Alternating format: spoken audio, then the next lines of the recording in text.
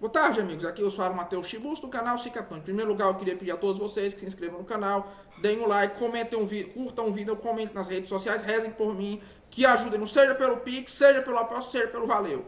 Que por apenas R$ 2,99 ao mês sejam membros do canal e façam os nossos cursos. E por apenas mais R$ 2 sejam membros de nível 2 e participe do nosso chat do Telegram. E também, além do chat, vocês podem participar. Vocês podem também indicar os vídeos para o nosso canal. O meu teclado se quebrou essa segunda-feira. É impressionante porque é o seguinte: quando eu passo um dia sem fazer as minhas coisas, e quase tudo que alguém faz hoje em dia pela internet, é preciso de uma semana para se recuperar. Impressionante o tempo perdido. Como o tempo é algo difícil de ser reavido.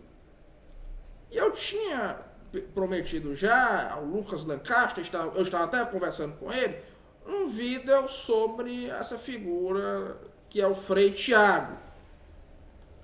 O Frei Tiago, ele é um dos grandes, digamos assim, expoentes do sedevacantismo brasileiro, certo? Esse Frei Tiago aí do Monte Carmelo. No caso, eu confesso que eu não sei qual é a ordem religiosa a qual ele prestou esses votos, qual é o superior dele, eu não sei, né? Mas ele é a figura que atrai muita gente para o movimento sedevacantista no Brasil. Que ele atrai muita gente, isso é fato. As teses dele não exatamente são teses amplamente aceitas, mesmo no sedevacantismo, e não se pode tomá-lo como, digamos assim, uma figura cujas ideias sejam as teses do movimento sedevacantista. Não quero dizer que não haja sedevacantistas que pensem como ele. Existem muitos, né? Mas o Frei Tiago, né, que inclusive ele é terraplanista, é uma coisa um tanto bizarra, ele entrou muito em evidência por aquele debate dele contra o Alberto Zucchi, da Monfort. Né? E foi um debate no qual o Frei Tiago perdeu claramente. Por que ele perdeu? Porque o Frei Tiago claramente não consegue lidar bem com argumentações. O que ele faz é retórica. O que ele faz é fundamentalmente retórica. Ele, no caso, antes de tudo uma pessoa que busca persuadir os outros, né?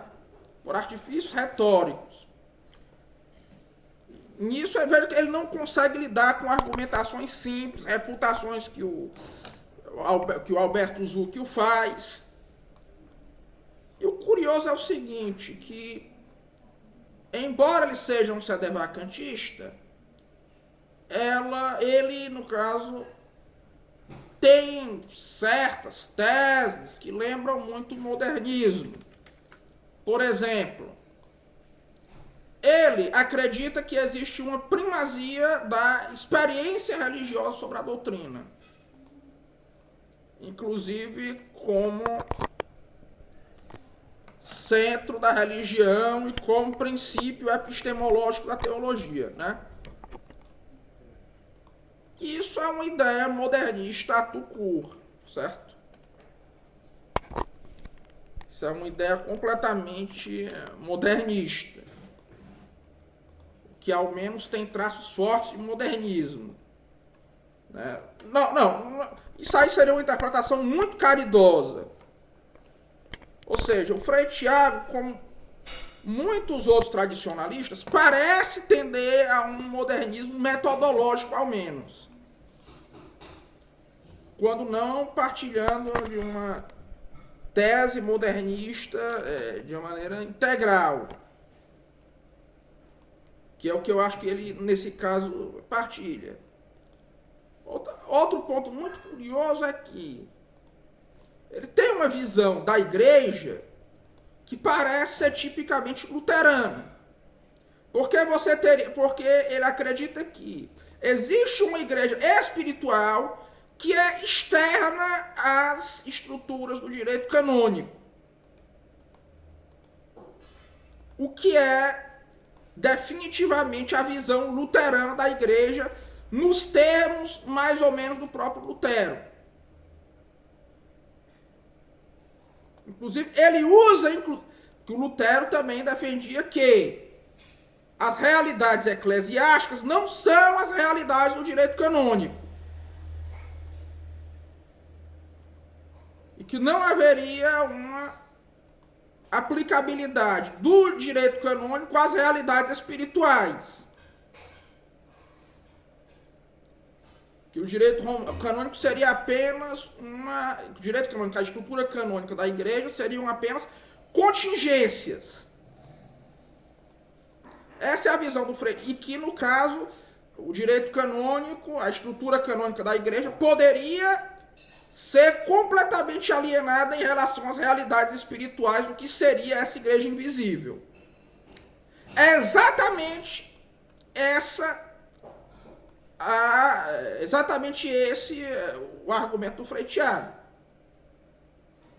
Inclusive, ele é muito retórico, ele se utiliza sempre de figuras de linguagem, de metáforas, né?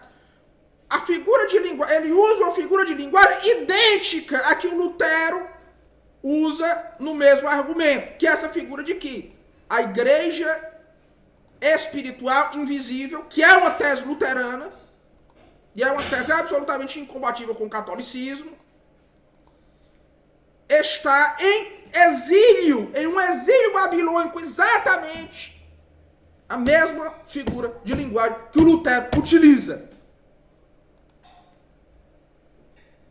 Ele estaria em um exílio babilônico em relação à igreja. A igreja visível teria submetido a igreja invisível espiritual, certo? A um exílio babilônico pelas suas estruturas canônicas. Ou seja, essa visão do Frei Tiago parece muito com a visão luterana. E ele parece, né, criar a partir de algum lugar uma ideia de poder sapiencial. Que ele quer orientar a teologia a partir de uma construção muito estranha chamada poder sapiencial do santo. Que é uma coisa que eu acho que não existe na teologia católica. E isso, inclusive pelo exemplo que ele dá, que é São Bernardo, que haveria o poder sapiencial que ele poderia, digamos assim, encerrar uma crise, seria uma solução à crise. Isso me parece mais um discurso que é tirado do ICLS do que de qualquer coisa. Isso parece muito com aquele discurso que tem no ICLS sobre São Bernardo.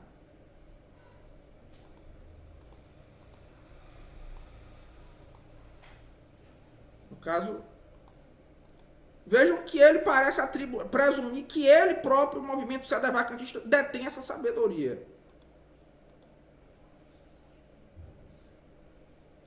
Que parece ser uma presunção muito forte acerca da relação de um indivíduo com a graça de Deus, né?